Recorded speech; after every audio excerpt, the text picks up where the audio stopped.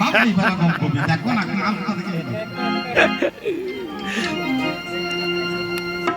গান শোনো তারপরে তোমার ওষুধ হবে তুমি দেখবা কেমন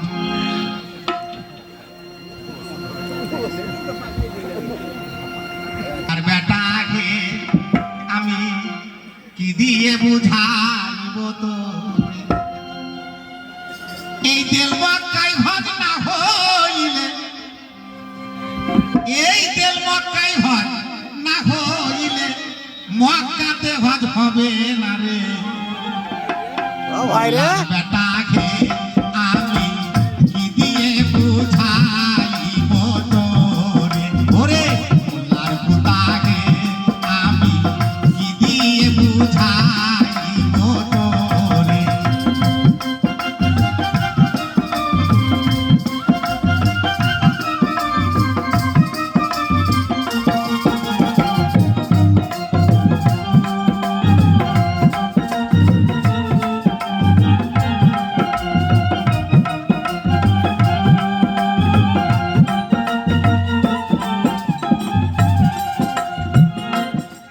তাই এক তেল যার জিয়ারাত হয় হাজার হাজি তার তুল্য নয় এক তেল যার জিয়ারাত হয়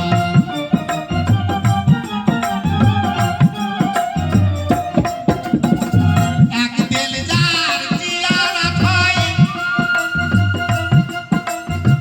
হাজার হাজি তার তুল্য নয়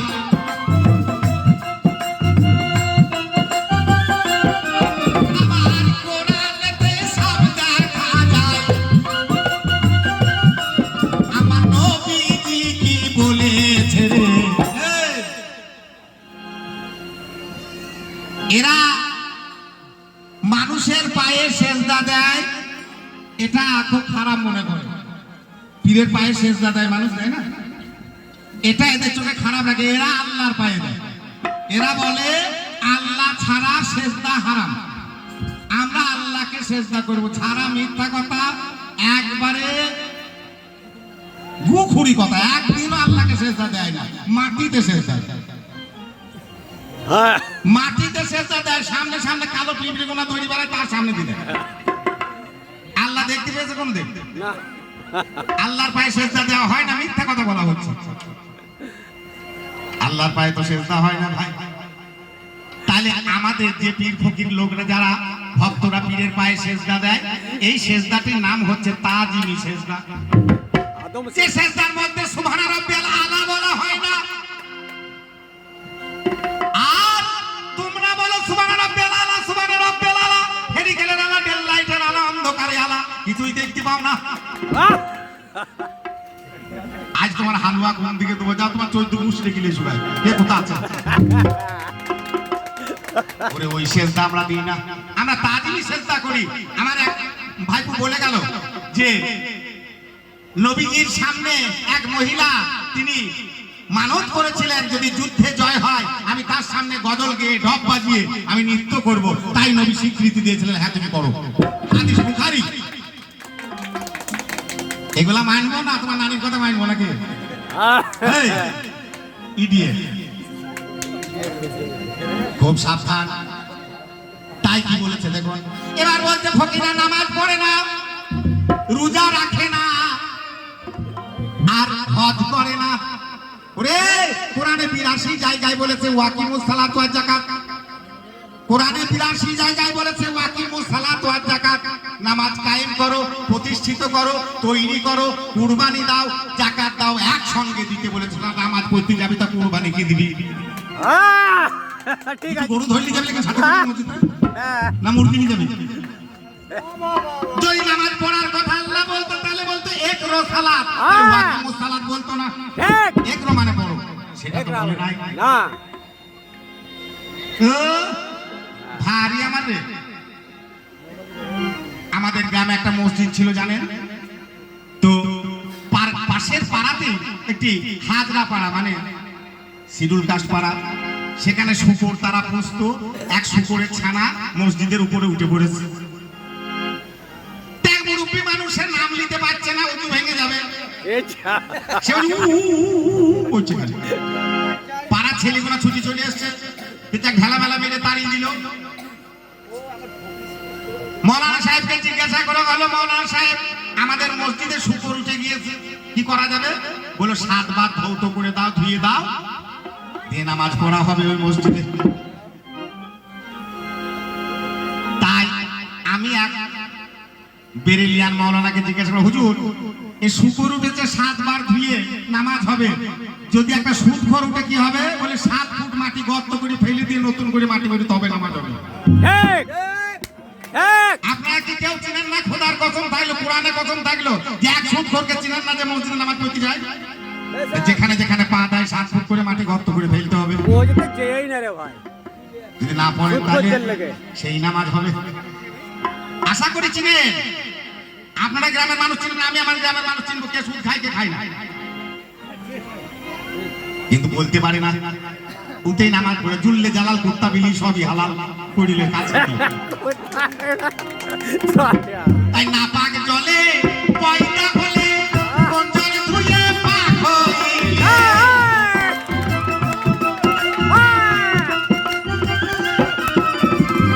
অজুর ছলে চামড়া ধুলে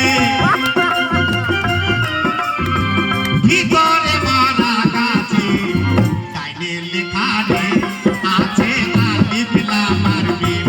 কোরআনের ডাইনে লেখা রে আছে আলিফ লাম আর মিম।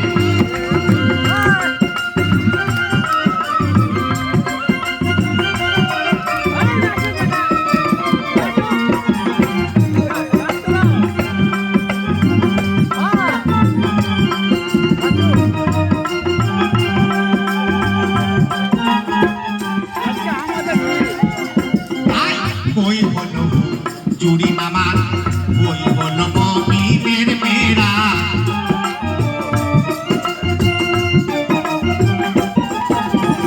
কই হলো চুরি মামার, কই হলো মমিনের মেয়েরা।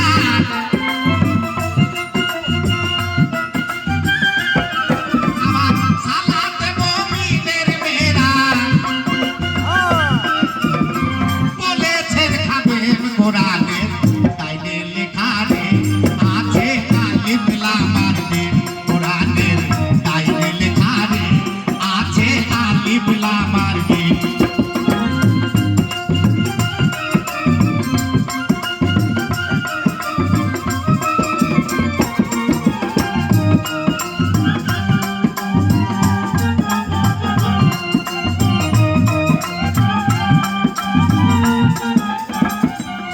আচ্ছা বাবা, কথা বলি। আমার ভাই যা বলেছে, আমাকে বলেছে ফকির কয় হরফে হয়? সর্বপ্রথম এই দুনিয়ার ফকির পীরকে জিজ্ঞাসা করেছেন, হ্যাঁ এবং কোরআনে কি প্রমাণ আছে? যার দলিল প্রমাণ নাই তার কিছুই নাই, এটাই বলেছেন। হ্যাঁ হ্যাঁ অবশ্যই শুনে নাও ভালো করে। সূরা আল ইমরান, ভালো করে শোনো। সূরা আল ইমরান, আল্লাহ নিজে বলছেন তুমি তোমার প্রতিপালক আল্লাহকে বিশ্বাস করো এবং দেখো আত্মসমর্পণকারী না হইয়া মরিও না। সেই আল্লাহর কাছে আত্মসমর্পণ করো। ওই বলো তো হাত তুলে যে আমি আল্লাহকে দেখেছি, দেখে আল্লাহর কাছে আত্মসমর্পণ করেছি, আমার জমি জায়গা ধন সম্পত্তি মাল জীবন যৌবন আল্লাহ তোমাকে সব দান করলাম। না না কেউ দেয়নি, 1 পয়সা দেয়নি। হয়েছে? হ্যাঁ সূরা আল ইমরান।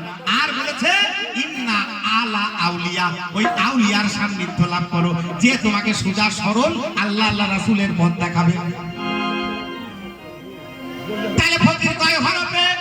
ফকির 4 হরফে। ফে কাফ রে ইয়া, 4 হরফে ফকির। ফে ফানা, কাপে কিনায়েত, ইয়াতে ইয়াজদারি, রেতে রিয়াজতকারী। বুঝা গেল বাপ? হ্যাঁ এবার প্রশ্নের জবাব বলা ভালো করে শোনো। এবার আর কি বলেছেন? আমরা ফকিররা হজ করি না, যাকাত দিই না। ওরে আমার মাল থাকবে তবে তো যাকাত দেবো, আমরা তো গরিব মানুষ, মাল নাই যাকাত দেবো কি করে? তোদের মাল আছে ঠিক করে রেখে দিয়েছিস। তুই জানিস 41 দিনের বেশি খাবার ঘরে রাখলেও খাবার হারাম হয়? হ্যাঁ ঠিক জানা আছে? হ্যাঁ ঠিক। যদি মালের ওষুধ দেয়া না থাকে, ওষুধ দিস। ওষুধ দেয়া থাকলেও 1 বছর ধান লাগিয়েছিস, 500 মন ধান হয়েছে, 500 মণ ধান খেতে পারবি এক বছরে? তাহলে ও মাল তো হারাম খাওয়াই হবে রে, বুঝলি বাবা? এই জন্য ফকিরদের সাথে তোদের হয় না, এই জন্যই হয় না। এবার বলছে আমরা হজ করি না। হজ করবো কি করে? কোথাও হজ করতে যাব? ওই কাবায়, যে কাবা ইব্রাহিম খলিলুল্লাহ বানিয়েছে, কি কি দিয়েছে? লবলব, কাউসারা, আবু কায়সা, সাফা, মারওয়া, 5টি পাহাড়ের পাথর দিয়ে ওই কাবা বানিয়েছে। আর এই কাবাটা কে বানিয়েছে? জলিলুল্লাহ, অর্থাৎ খোদ খোদা, কুলুবেল মুমিন আরশুলিল্লাহি তাআলা। আল্লাহ বললেন আমি মুমিনের কালবে বসবাস করি। ঠিক। দলিল লাভ কত নিবা? হ্যাঁ। তাহলে আমার এই কালবে আল্লাহ আছে, আমি কোথা খুঁজে বেড়াবো? আরো বলেছে কোথা আছে, নাহান আকবর ওয়া হাবলিল ওয়ারিদ, এই ঘাড়ের রগটা থেকে আল্লাহ কাছে। কোথা খুঁজবো? ইট পাটকেলের ঘরে খুঁজবো? এখানে পাওয়া যায়, এখানে পাওয়া যায়। ফাকাত তাকুম মিনাল্লাহি যিকিরুল্লাহি আকবার, যেখানে জিকিরের মজলিস হয়, আল্লাহ বলেছেন ওটি আমার বেহেশতের বাগান হয়ে যায়। ঠিক, ঠিক। তাহলে আমি বেহেশতের বাগানে থাকবো না, তোদের ওই আগুনের বেহেশত দেখতে যাবো নাকি? টাকা লিয়া। আরে আর সারা রাত তোমাকে কি করবো? দেখো তুমি তোমার 14 গোষ্ঠী কেন গাছ যাও? এবার কি বলেছেন? এবার ওই কাবার ঘটনা একটু শোনেন। ওই কাবায় কে বানিয়েছে? ইব্রাহিম খলিলুল্লাহ বানিয়েছে। কি কি দিয়েছে তা বলা হলো। এবার ওই কাবায়, কাবা ঘরটা কোন ঘর আপনাদেরকে একটু শোনাই। কোন ঘর ওটা? আমি বসবাস করি, তার নাম বাড়ি, তাই তো? গরু ছাগল রাখি, তার নাম গোয়াল। দলিজ ঘর, বৈঠকখানা রাখি, মেহমান টেহমান আসবে, তার নাম বৈঠকখানা বা দলিজ ঘর। তাহলে কাবা ঘরটা কোন ঘর একটু শোনো। ফকির বেশি চ্যাটাম কইরো না, তোমার মাইটা পোকার লম্বা কথা, তোমার মাইটা পোকার সব লম্বা লম্বা কথাই মুসল্লিদের খালে আজে বাজে বলবে। এসব বললে চলবে না বাবা। তাই কি বলি শোনো। একদিন আমার হযরত আলীর মা, ভালো করে শ্রবণ করবেন, হযরত আলীর মা, তার নাম ছিল ফাতেমাতুল কুবরা। আলী তার পেটে, মায়ের পেটে আলী, হযরত আলী তার মায়ের পেটে, মানে হাসান হোসেনের বাপ, ফাতেমার স্বামী। তিনি কাবা ঘরে গিয়েছেন বিকাল বেলা টাইমে তপ করতে, একটু জিয়ারাত করতে গিয়েছেন। তাই কি বলছে দেখুন, ওরে হাওয়ায় পাতা নরে,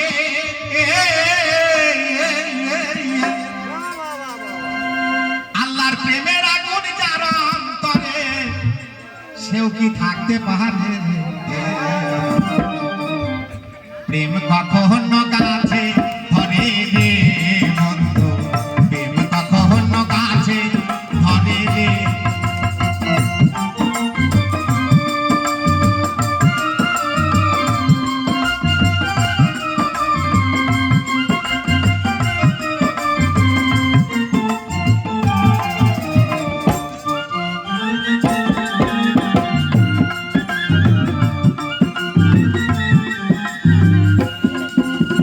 ও মানরে,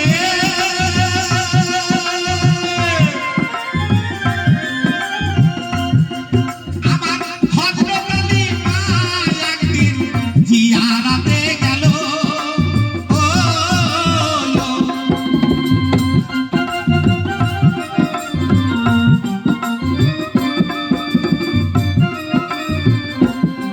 তাই কাবা ঘরে জিয়ারাতে আমার দাবি গেল রে। তাই কাবা ঘরে গিয়ে জিয়ারাত করছে, আল্লাহ গো, আমার গর্ভে যে সন্তান আছে, পেটে যে বাচ্চা আছে, এই বাচ্চাকে তুমি হেফাজত করো এবং সুস্থভাবে দুনিয়ায় এনে দিও। এইভাবে আল্লাহর কাছে জিয়ারাত করছে কাবা ঘরে। আর আলীর মায়ের পেটের যন্ত্রণা শুরু হয়ে গিয়েছে, ব্যথা শুরু হয়ে গেছে, যেন এক্ষুনি বাচ্চা হয়ে যাবে। তাই তখন আল্লাহকে বলছে, আল্লাহ গো, এইখানে যদি আমার বাচ্চা হয়ে যায়, প্রসব হয়ে যায়, ডেলিভারি আমি হয়ে যায়, তাহলে বেজ্জতি হয়ে যাব, আমাকে বাড়ি পর্যন্ত যাওয়ার তৌফিক দান করো, আমাকে বাড়ি পর্যন্ত যেতে দাও। যেমনই বলা, আল্লাহ সুকানি হয়ে শুনে নিলেন। সঙ্গে সঙ্গে পেটের যন্ত্রণা ভালো হয়ে গেল। আর যেমনই পেটের যন্ত্রণা ভালো হয়ে গেল, টুকটুক করে উনি নিজের বাড়ির দিকে চলে যাচ্ছে, কাবার দিকে পিছন করে। আর কাবা ঘর থেকে কে যেন ডাকছে, কুবরা তুমি এই দিকে এসো।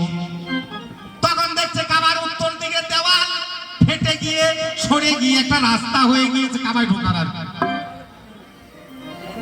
হযরত আলীর মা কোবরা উনি সেই রাস্তা দিয়ে কাবার ভিতরে ঢুকে গেল। কাবা আবার জয়েন্ট হয়ে গেল, লম্বা একটা ফাঁক থেকে গেল। যেমন ঢুকে গেল অমনি ঘরে বসতে না বসতে আলী প্রসব করে দিল, আলীপুর জন্ম নিয়ে নিল কাবা ঘরের ভিতরে। যেমন জন্ম নিয়ে নিল, আর 3 দিন দরজা বন্ধ, কাবার দরজা বন্ধ। দিনের নবী এসে 3 দিন পর দরজা খুলছে, দেখছে কুবরা কোলে করে ছেলে নিয়ে বসে আছে কাবার ভিতরে। তাই তখন আস্তে বাবা, আস্তে আস্তে কথাগুলো খুব ইম্পর্টেন্ট, আমার দাম না থাকতে পারে, কথার দাম আছে। হ্যাঁ, তাহলে এবার নবী ডাকছে, কুবরা তুমি বেরিয়ে এসো। ছেলে কোলে করে করে আলীর মা বেরিয়ে এলো, এসে বলছে হুজুর আমার ছেলের চোখ ফুটে নাই, মুখ ফুটে নাই, 3 দিন খাই নাই, চোখেও তাকাই নাই, বলে আমার কোলে দাও। নবী আলীকে কোলে নিলেন। যেমন কোলে নিলেন আর পটপট করে চোখ খুলে নবীর দিকে তাকাচ্ছে, চোখ ফুটে গেল। হা করছি যেন খাবে। আমার দিনের নবী তার নিজের জিভটাকে আলীর মুখের ভিতরে করে দিলেন। আর আলী চ করে টেনে যেমন মায়ের দুধ খায়, অমনি করে মারিফতি এলেম গুলাকে সব টেনে নিয়ে ভিতরে ভরে নিলেন। তাহলে প্রথম ফকির আমার হযরত আলী, বুঝতে পারলে মারফতের ফুটি উনি নবীর কাছ থেকে তিনি টেনে নিলেন, মাংস ভিতরে ভরে নিলেন। তাহলে যে কাবায় তোমরা হজ করতে যাও, ওই কাবাটা কোন কাবা একটু ভাবো। যেখানে জন্মগ্রহণ করে, আমাদের আগে বাড়িতে জন্মগ্রহণ করতো মা বোনদের, এখন না তো হসপিটাল নার্সিং হোম যায়। তো আমার দাদি বলতে যাস না রে, ওটা আতুর ঘর, এখন যাস না, ও ঘরে ঢুকলে অসুবিধা আছে, আতুর ঘর। তাহলে কোন কাবায় হজ করবো? যদি আমার কথাটা মিথ্যা মনে হয়, পকেটে সবার নেট মোবাইল আছে, আছে তো, যান পাশে যান, গিয়ে জিজ্ঞাসা করেন আলীর জন্ম কোথায়, দেখবেন লেখা থাকবে কাবা ঘর। তা যদি না থাকে আমাকে জুতাবেন মুখে আর কান চেপে ধরে টেনে ফেলে দেবেন আসর থেকে। তাই সেই কাবায় আমাদের হজে লাভ নাই। এই দলিলের কাবায় হজ করব, এক সেজদায় সেজদা দিব। কোরআন বলেছে, কি বলেছে? আইয়ুহাল্লাযীনা আমানু, বর্জে খুলে আবেগিয়ান ভাবি আইয়া রব্বে কুমাতু কাযিবান। সেজদার সঙ্গে সঙ্গে তুমি তোমার মাবুদকে দেখতে পাবে, আল্লাহকে দেখতে পাবে। সেই দিন তোমার আকবরী হজ হয়ে যাবে। আরে ধারে ধারে ব্যথা কেনা ব্যবসা কতদিন চলে, সংসার চলবে? আশা করি তুমি আমার ফকিরকে তুমি বুঝতে পারলে, আসল ফকির। আর এই দুনিয়ার প্রথম পীর তিনি খাজা ফুয়াজ খিজির রহমতুল্লাহ আলাইহি। পানির মধ্যে আল্লাহ দিয়েছিলেন খাজা ফুয়াজ খিজির রহমতুল্লাহ, ইনি পানির পীর ছিলেন। তারপরে তো পীরের শেষ নাই, 1,24,000, এখন মনে হয় পীরে মনে হয় 25,25,000 হয়ে বসে আছে। তাহলে ভালো করে বোঝা গেল। তাই নাপাক জলে পয়দা হলে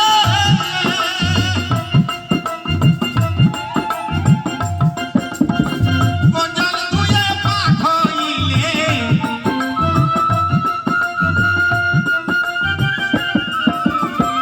অজুর ছল চামড়া ধুলে, ভিতরে মরা গাছে। এদের আবার নিয়ম আছে, এই শরীয়তের এই মাওলানাদের ফতোয়া দিয়েছে, তুমি কাতারে দাঁড়িয়ে গিয়েছো, অজু করে এসে নাক দিয়ে এক প্রকার বাতাস বেরোয়, মুখ দিয়ে এক প্রকার বাতাস বেরোয়, তার নাম আছে। আর পিছন দিয়ে এক প্রকার বাতাস বেরোয়, তারও নাম আছে। নাই সেই রকম বাতাস যদি বেরিয়ে যায়, তুমি সঙ্গে সঙ্গে কাতার থেকে বেরিয়ে যাও, যে আবার অজু করে এসে দাঁড়াও। তাহলে অজু করে কোথায় করবো? হাত, কান, পা, নাক, চোখ, মুখ ধুবো, তাই তো? কিন্তু যে দিক দিয়ে মালটা বেরোলো সেই গানটাতে ধরলাম না, না না, নামাজ হবে তো? যদি ধরেন পাতলা কিছু একটা বেরিয়ে গেল, নামাজ হবে তো? হবে না, তাই নামাজ হয় নাকি? নামাজ হবে না। না, তুমি এটা হাদিস দেবা, হাদিস দিতে হবে। যে কি করে যেখানটায় দোষ করলো তাকে তুমি ধোয়াধুয়ি করলে না, হাত পা নাক কান চোখ মুখ ধুয়ে এসে তোমার কি করে নামাজ হবে? তোমার মসজিদে ডাইনে মাপে ছোট আর বাঁয়ে মাপে বড় কেন? যাও মসজিদ মেপে এসো কোনি। হ্যাঁ হ্যাঁ আছে। মসজিদে তিনটে মেম্বার কেন? উত্তর দক্ষিণ জানলা হয় কেন? পূব পশ্চিম হয় না কেন? উত্তর দিতে হয়, ছাড়াছাড়ি নাই। কিছু সুরা পড়ো জোরে জোরে জোরে জোরে, আর কিছু সুরা পড়ো বুক বুক বুক বুক বুক বুক বুক করে। আবার এদিকে সালাম, আসসালামু আলাইকুম ওয়া রাহমাতুল্লাহ, আসসালামু আলাইকুম ওয়া রাহমাতুল্লাহ। এদিকে তোমার কোন নানা আছে আর এদিকে কোন নানির বিয়াই আছে, তাকে সালাম দাও। আর সালামের উত্তর যদি শুনতে না পাও, খোদার কসম করে বলছি তুমি গুনাহ কাবিরার আওতায় পড়বে, যে কাবিরা গুনাহ আল্লাহ কোনোদিন maaf করবে না। এই তোমাকে 4-5টা দিয়া থাকলো, দেখি যদি উদ্ধার করতে পারবো, জানবো তুমি শিল্পী হয়েছো, নাহলে তুমি তোমার তাদের দিকে আমাকে যাও। তাইলে ভালো লাগবে, নাহলে হবে না। এই দেখো, তাই নাপাক জলে পয়দা হলে গোচর ধুয়ে পাক হইলে,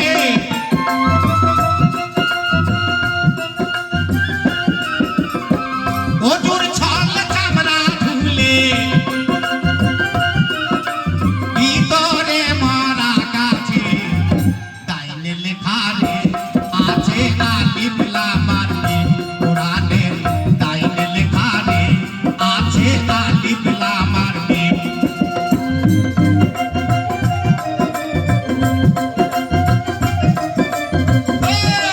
আল্লাহকে মানো, নবীকে মানো, তোমাদেরকে বলি না, কে বলছি মানো। যদি মানো তো শয়তানকে এত ভয় করে। একটা ছোট মৌলবি যখন জলসা টলসা হবে দেখবে তালবিলির, তারা উঠে আরম্ভ করে দেবে আউযু বিল্লাহি মিনাশ শাইতানির রাজিম, কি বলবি বিসমিল্লাহির রহমানির রহিম। তার থেকে যে একটু বড় মাওলানা, মানে একটু বেশি পড়ে ধরে, সে দেখবি ওম করে পড়েছে, আমার তো এমন করে পড়লে হবে না, একটু কায়দা করে পড়তে হবে আউযু বিল্লাহি মিনাশ শাইতানির রাজিম। তার থেকে যে আরেকটু বড়, তার আবার চোখ মুখ ঘুরি পার উপার করি বলবো। তুমি ওয়াজ করবা আল্লাহর, ওয়াজ করবা নবী, নামাজ পড়বা আল্লাহর, নামাজ পড়বা নবী, তা শয়তানকে ডাকাডাকি করো কেন? শয়তানকে তোমাদের নানির বিয়াই নাকি? তাকে ছাড়া কি নামাজ হবে না নাকি? থাকো একেল কারণে কেন? শয়তান থেকে আল্লাহ দূরে থাকতে বলেছে, আর তুমি সেই শয়তানকে আল্লাহ নবীর আগে নিয়ে চলে আসছো, মানে কি নামাজি রে তুই? হাবা তুই কি নামাজি? আরে ভাই একবারে দিনটা খানা টাইম নষ্ট করি না রে ভাই। যাক, এ পয়সা গোনা দিলে এ আমার দোয়া করার কোনো ক্ষমতা নাই। যা দোয়া করবেন তুফান বাবা। আমরা মরলে কবরস্থানে মাটি হবে, এখন তৃণমূল সরকার কবরস্থানে ঘেরে দিছে, তাই তা নাহলে আগে যে কুকুরে যে কবরে মরতো, মরতো না? গরু ছাগল চড়তো, সারা পান তো হুরা পান করতো কবরে শুয়ে শুয়ে। আর এই দেখো আল্লাহর ওলি শুয়ে আছে। আল্লাহ বলেছেন, ওয়াদা করেছেন, যদি আমার সাধন ভজন করতে গিয়ে যারা ইন্তেকাল হয়েছে তাদেরকে কখনো মরা বলিও না। কেউ যদি হেফাজত না করে, আমি আল্লাহ ওয়াদা করলাম আমি আমার ফেরেশতাদের দিয়ে তাদের তাজিম করাবো। তাই তাদের হয়েছে মাজার, আর তুমি আমি মারা গেলে হবে কবর, নাকি? একটু সাবধানে কথাবার্তা বলো, তাহলে কিন্তু আজ দেখো কোথাকার মাল কোথা উঠে যাবে। আমি তো সেই আনারুল 22 বছর আগে যা আসছিলাম এখনো তাই আছে ইনশাআল্লাহ, পীর মুর্শিদের দোয়ায়। যারা আমাকে দেখেছো এখনো যা দেখেছো চেহারা এখনো তা দেখছো, একটু মোটা হয়ে গেছি, আর আগে পাতলা পারা ছিল, এইটাই তফাৎ। তাহলে যাই হোক, এবার আস্তে আস্তে এসে তুমি বুঝিয়ে দাও। তাই কি বলছে দেখুন, ওই হলো চুরি না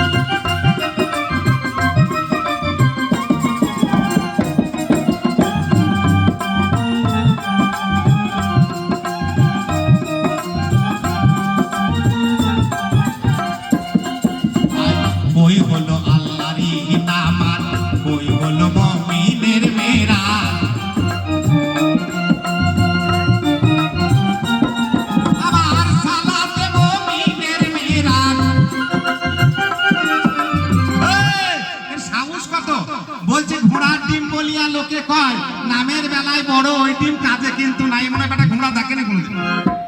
ঘোড়ার ডিম হয় না, হয়তো হয় না, কে বলো কি করে কোন দিক দিয়ে দেখা যায়? বীজ না থাকলে হয় না, ডিম না থাকলে বাচ্চা হয় না। না না, ঘোড়ার ডিম তো আছে, একটু কাজ হয়ে দেখতে হবে। তাই দেখতে পাওয়া যাবে, মনে হয় ঝুলি হয় না কোনোদিন। মুরগির মতো ডিম পাইবে, হারে ডিম ঝুলে নিচে, ঘোড়ার ডিম আছে।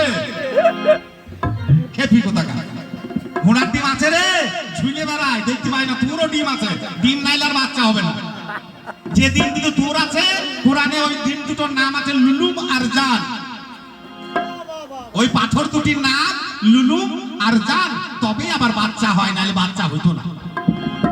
চকমকি না ঢুকলে আগুন বেরোবে না। তাই ঠিকঠাক করে এবার আস্তে আস্তে বুঝিয়ে বলো। তাই কই হলো মন